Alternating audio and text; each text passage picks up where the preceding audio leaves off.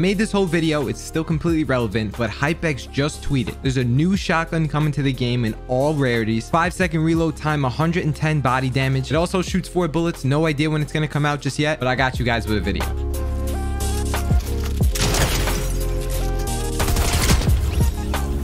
So welcome to Chapter 3, Season 3 of Fortnite. This is how to be a psycho in the new season. Real quick though, tons of people always forget to plug in someone's code before you buy the battle pass. It usually prompts you to buy it the second you open up the game, but make sure you have someone's code in because it always resets. Shout out to one of my homies, Not Jerry, and he sent me proof on Discord of him using my creator code. How to be a psycho in the new season. Here's what we're about to do. First thing I'm going to talk about is what probably everyone wants to know is the guns and how it changed the meta. The best loadout for me, kind of where I've been landing. Then I'm going to get into a little of walking through some of the best clips I got and just teaching you how I fight people, just having an aggressive play style and coming out on top. Starting out with the gun meta. Timestamps down below, by the way. In my opinion, how has the guns changed the meta? So essentially what you need to know, I play arena only, but there's been 3 guns that have been added to the game. By now you probably know this, but I want to remind you that if you don't like the shotguns or don't like the ARs, every single season that has ever came out on Fortnite, there is always buffs and nerfs to guns in the game. The new shotgun, it's extremely hard to use. I actually tweeted about this, so if you want to see my live opinions and stuff, go to my Twitter. It's linked down below. As of right now, before any patches, I don't think I'm ever going to be picking up this shotgun. It can hit, but you have to make sure that you're hitting both pellets. To be frank, I think it's kind of like a different version of a drum gun. It shoots 2 bullets really quick and there's a delay in between the next shot. I don't recommend being in a box and only using this gun to shoot people. It's not worth it. Pretty much how I've been approaching arena in the morning, I only use the striker shotgun, and the auto shotgun can be good if you have a purple or gold variant. So I hate to be that guy, but essentially I'm pretty sure I'm using the same meta that I used last season. The combat SMG is still broken. Putting pressure up with that gun, I don't think any gun will be added to the game that will outdo it. But yo, Ken, what about the new AR that was added? Okay, so here's my opinion. I've used all different types of variants, gold, whatever. I think that the gun is not too bad. It does have first shot accuracy, but I still feel like having an AUG is way better. Lining up headshots with an AUG and getting triple dinks with that thing is so much easier. And in my opinion, even in comp matches, I don't think I'm using that thing. Maybe towards end game, if I'm rotating, I'll pick one up. That's about the only time I can think of it. The damage isn't too bad. Like that AR, it really is not trash. It's just not better than the AUG though. Using this AR, I've noticed that if you do use it in someone's box, it's kind of like a little dumbed down version of the combat SMG, especially if you get the headshot multiplier. Last thing about this is that if you're mid-range, I was cracking kids for 100 damage almost every single time when I'm like 50 meters away. The gun's alright, but it's not better than the AUG in my opinion. Also, the DMR rifle, I think it's called, it has bullet drop off and acts like a sniper, shoots really fast like an AR. It's okay. Definitely not carrying this in any cup though, and I don't prefer to have this in my inventory. Quick recap: my loadout: striker shotgun, combat SMG, AUG if I need it. Then I'm gonna carry minis, bigs, splash, but most important, I'm always picking up the impulse nades. These were added back into arena this season, and at any point in time, if I see a rift to go, I'm picking that up. Okay, so next one, where do you want to land? Now I'm playing arena a lot, okay? In the morning, this could just be a fluke, but even towards the end of season 2, arena lobbies die so fast. First zone didn't even close yet, and there was 10 kids alive in one of my games, and that's like the average. One time it was 14, one time it was 13. I think it's gonna balance out a little more once arena points reset though. By the way, that's June 21st. That's in 2 weeks from when this video is posted. So where do I land? I go Tilted Towers because that's the drop that I'm most comfortable with because I've been landing there in all the cash cups and all these events. I know the ins and out in that place, and even with all the stuff that happened to it, it's still almost kind of the exact same. I landed at the new spots. I'm gonna give a quick summary about what I think of the new spots. Reality Falls, which is the new Camp Cuddle, and the Rave Cave, which is the new Command Cavern. The whole left side of the map pretty much has been changed. Other than that, almost everything else is the exact same besides where the collider was. The collider spot is super open. I wouldn't recommend landing there unless you really know what you're doing because it's gonna be grief. So Rave Cave, still pretty good. It has a wind tunnel around the whole thing, which is dope. I don't like landing there too much. It's extremely third-party heavy that everyone's going there. I'm gonna be honest, for the sake of your mental health, what I did, even at Reality Falls, I landed at each of the new spots, just tested them out for 1 game each. Someone new to the new season, I want to see what it's about, check it out, see what it's like, see where the gun spawns are and everything. But once I kept dying back to back to back to back from places I had no idea was even possible to get shot from, I was like, okay, let me go back to what I know, like Tilted. Let me go back to Chonkers. I get my best fighting loot, my optimal loadout, then that helps me key better. It's way less stress on the mental too. Trust me on that. And to be honest, all these spots on the right side of the map are almost kind of dead, so there's not too many third parties at the start. And on top of that, I'm limiting my RNG by going to these spots that are more low-key. Before we analyze some of these fights, I need to remind you, Fortnite released daily cups.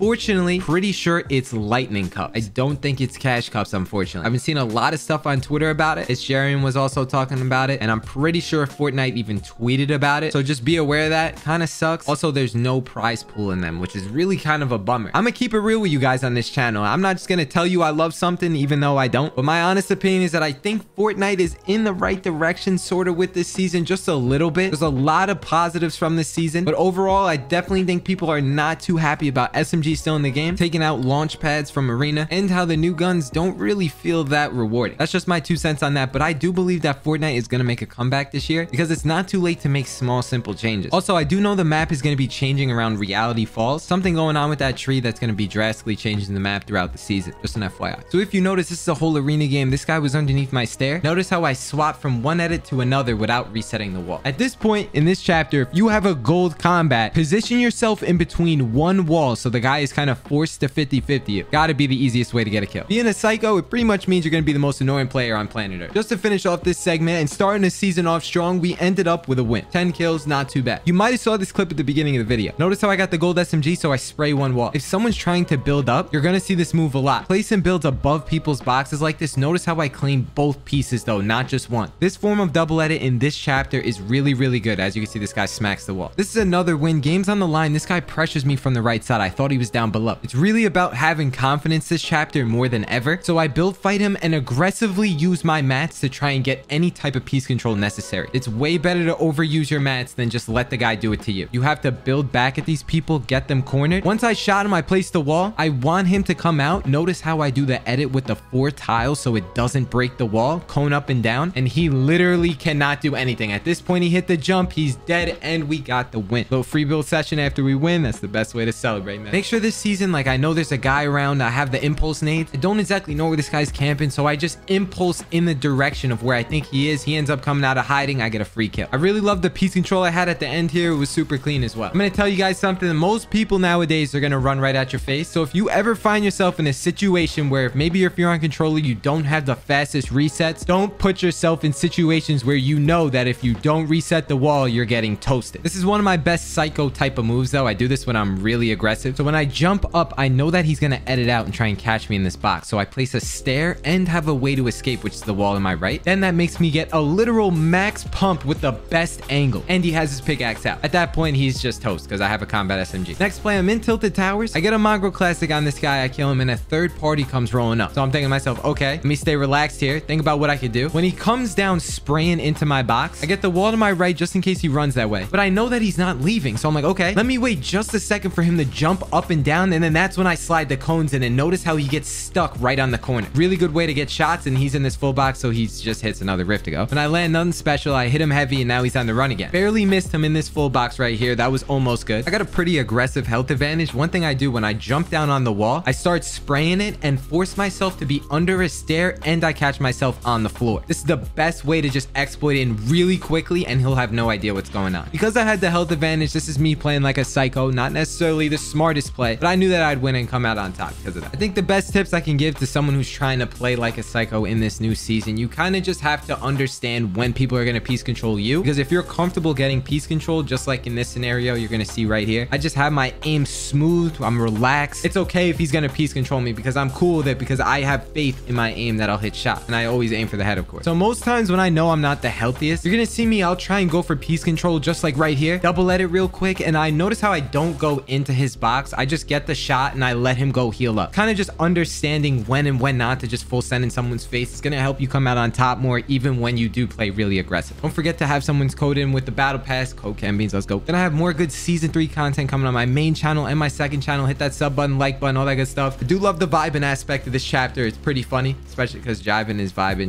Anyways, love you guys. See you later. Peace.